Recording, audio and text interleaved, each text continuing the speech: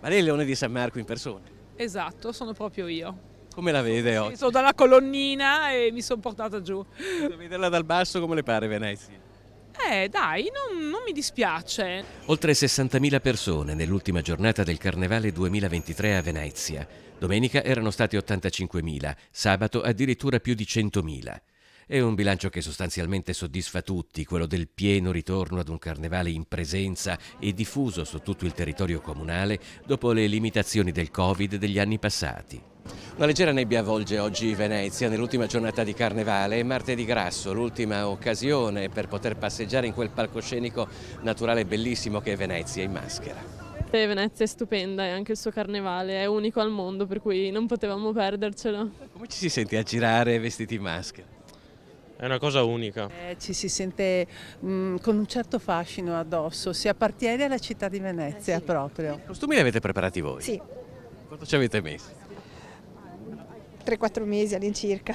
Io ho grande passione. Sì. Man mano che le maschere si fanno più complesse, diventano però anche di più difficile interpretazione.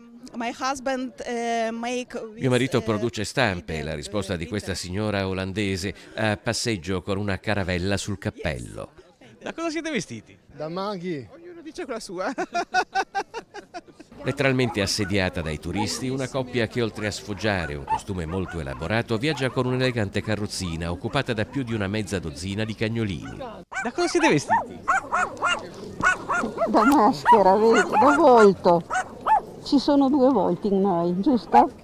Sicuramente più riconoscibili dalle solide basi storiche i componenti di questo gruppo di Barcellona, comprendente Napoleone Bonaparte, Luigi XIV ed Enrico VIII. E io sono la nonna di Lucrezia Borgia. Ah, la nonna non è Lucrezia Borgia? No, la nonna. Ma perché sua nipote si comporta così? Ah, è così, è una ragazza difficile, è diventata così, guarda. Bisogna aver pazienza. Abbiamo pazienza, tanta pazienza. Dopo ritorna a Parigi o a Santa Elena?